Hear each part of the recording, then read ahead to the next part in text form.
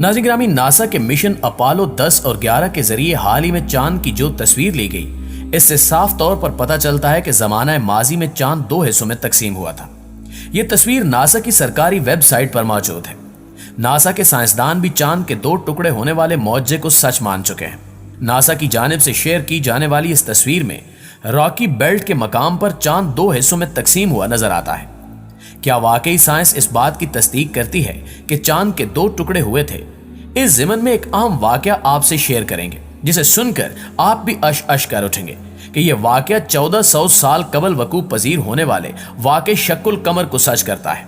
दोस्तों, एक TV interview में मिस्र के माहिर अर्जियात डॉक्टर ज़गूल अल नजार से मेजबान ने इस आयत करीमा से मुतल्लिक पूछा, जिसका तर्जमा कुछ यूं है: कयामत करीब आ गई और चांद फट गया। ये अगर कोई मौजज़ा देखते हैं तो मुंह फेर लेते हैं और कह देते हैं ये पहले से चला आता हुआ जादू है। उन्होंने झुटलाया और अपनी ख्वाहिशों की पैरवी की और हर काम ठहरे हुए वक्त पर मुकर्रर है। डॉक्टर ज़गूल ने मेजबान से कहा कि इस आयत करीमा की वजाहत के लिए मेरे पास एक वाकया मौजूद है, वो आपको सुनाता चलूं। डॉक्टर ज़गूल कहते हैं कि एक दफा मैं बरतानिया के मगरिब में वाक़े कार्डिफ यूनिवर्सिटी में एक लेक्चर दे रहा था, जिसको सुनने के लिए मुस्लिम और गैर मुस्लिम तुलबा की कसीर तादाद मौजूद थी। कुरान में बयान करदा साइंसी हकायक पर जामे अंदाज में गुफ्तगू हो रही थी कि एक नौ मुस्लिम नौजवान खड़ा हुआ और मुझे इसी आयत करीमा की तरफ इशारा करते हुए कहा कि सर, क्या आपने अल्लाह ताला के इस फरमान पर गौर फरमाया है? क्या ये कुरान में बयान करदा एक साइंसी हकीकत नहीं है? डॉक्टर ज़गूल अल नजार ने जवाब देते हुए कहा कि नहीं, क्योंकि साइंस की दरियाफ्त करदा हैरान कुन अशिया या वाकयात की तशरीह साइंस के जरिए की जा सकती है, मगर मौजज़ा एक माफूकुल फितरत शय है जिसको हम साइंसी असूलों से साबित नहीं कर सकते। चांद के दो टुकड़े होना एक मौजज़ा था जिसको अल्लाह ताला ने नबूवत मुहम्मदी सल्लल्लाहु अलैहि वसल्लम की सच्चाई के लिए बतौर दलील दिखाया। हकीकी मौजज़ात उन लोगों के लिए कतई तौर पर सच्चाई की दलील होते हैं जो इनका मुशाहिदा करते हैं। हम इसको इसलिए मौजज़ा तस्लीम करते हैं क्योंकि इसका जिक्र कुरान और हदीस में मौजूद है। अगर यह जिक्र कुरान और हदीस में मौजूद न होता तो हम और उस जमाने के लोग इसको मौजज़ा तस्लीम न करते। इलावा अजीम, हमारा इस पर भी ईमान है कि अल्लाह हर चीज पर कुदरत रखता है। दोस्तों, इसके बाद डॉक्टर ज़गूल ने चांद के दो टुकड़े होने के वाक़े को बयान करते हुए कहा कि अहादीस के मुताबिक हिजरत से 5 साल कबल कुरैश के कुछ लोग हजूर सल्लल्लाहु अलैहि वसल्लम के पास आए और इन्होंने कहा कि अगर आप वाकई अल्लाह के सच्चे नबी हैं तो हमें कोई मौजज़ा दिखाइए। हजूर सल्लल्लाहु अलैहि वसल्लम ने उनसे पूछा कि आप लोग क्या चाहते हैं। उन्होंने नामुमकिन काम का ख्याल करते हुए कहा कि इस चांद को दो टुकड़े कर दो। चुनांचे हजूर सल्लल्लाहु अलैहि वसल्लम ने चांद की तरफ इशारा किया और चांद के दो टुकड़े हो गए। हत्ता के लोगों ने हिरा पहाड़ को उसके दरमियान देखा, यानी चांद का एक टुकड़ा पहाड़ के एक तरफ और दूसरा टुकड़ा दूसरी तरफ हो गया। इब्ने मसूद फरमाते हैं कि सब लोगों ने उसे बखूबी देखा और आप सल्लल्लाहु अलैहि वसल्लम ने फरमाया, देखो, याद रखना और गवाह रहना। कुफारे मक्का ने यह देखकर कहा कि यह इब्ने अबी कब्सा यानी नऊजुबिल्लाह रसूल सल्लल्लाहु अलैहि वसल्लम का जादू है। कुछ अहले दानिश लोगों का ख्याल था कि जादू का असर सिर्फ हाजिर लोगों पर होता है, इसका असर सारी दुनिया पर नहीं हो सकता। चुनांचे कुरैश के लोगों ने तय किया कि अब जो लोग सफर से वापस आए उनसे पूछो कि क्या उन्होंने भी उस रात चांद को दो टुकड़े होता हुआ देखा था।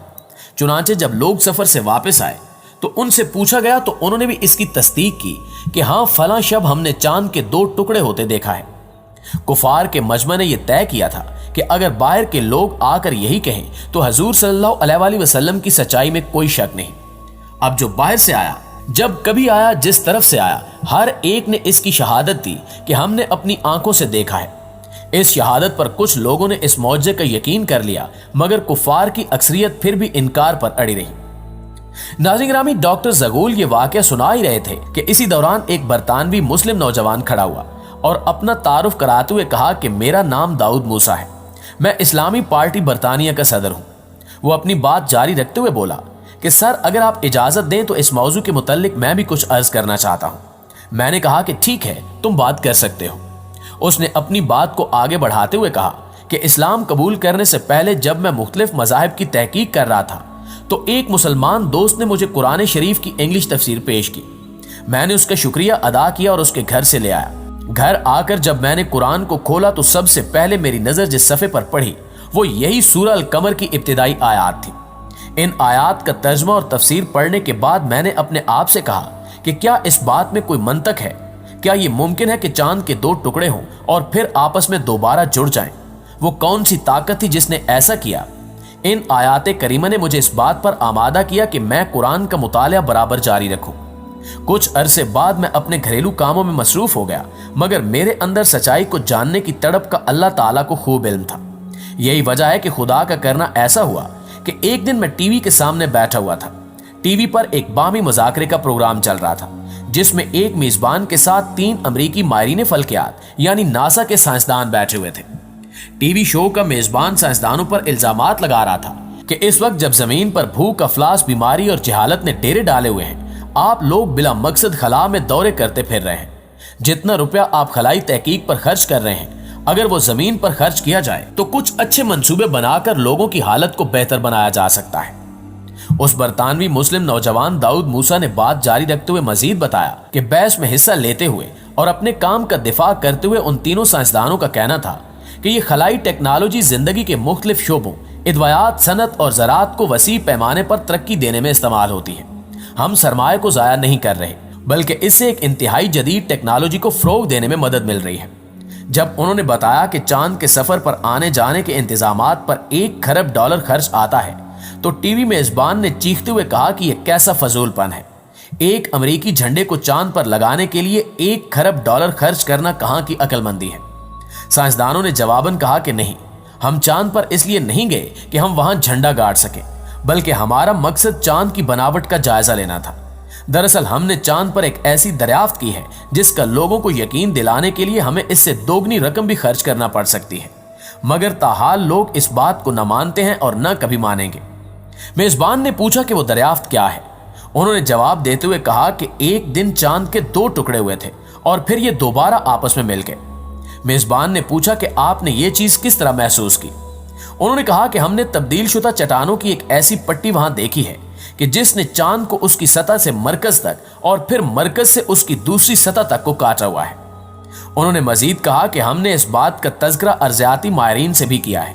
ان کی رائے کے مطابق ایسا ہرگز اس وقت تک نہیں ہو سکتا جب تک ماضی میں کسی دن چاند کے 2 ٹکڑے ہوئے ہوں اور پھر دوبارہ آپس میں جڑ بھی گئے ہوں۔ برطانوی مسلم نوجوان نے بتایا کہ جب میں نے یہ گفتگو سنی تو اپنی کرسی سے اچھل پڑا اور بے ساختہ میرے منہ سے نکلا کہ اللہ نے امریکیوں کو اس کام کے لیے تیار کیا کہ وہ کھربوں ڈالر لگا کر مسلمانوں کے معجزے کو ثابت کرے۔ وہ معجزہ کہ جس کا ظہور آج سے 1400 سال قبل مسلمانوں کے پیغمبر کے ہاتھوں ہوا۔ میں نے سوچا کہ اس مذہب کو ضرور سچا ہونا چاہیے۔ میں نے قرآن کو کھولا اور سورہ القمر کو پھر پڑھا۔ در حقیقت یہی سورہ میرے اسلام میں داخلے کا سبب بنی۔ سبحان اللہ۔ دوستو، سائنسدانوں کے بیانات سے یہ بات ثابت ہو جاتی ہے کہ قرآن کریم نے جس واقعے کا ذکر آج سے 1400 سال پہلے کیا تھا وہ بالکل برحق ہے۔ یہ نہ صرف قرآن مجید کی سچائی کی ایک عظیم الشان دلیل ہے، بلکہ یہ ہمارے پیارے نبی امام الانبیاء صلی اللہ علیہ وآلہ وسلم کی رسالت کی بھی لاریب گواہی ہے۔ دعا ہے کہ اللہ تعالی ہمارے ایمان کو اکمل و کامل کرے اور ہمیں قرآن و حدیث کے مطابق اپنے اعمال کو سنوارنے کی توفیق عطا فرمائے۔ آمین ثم آمین۔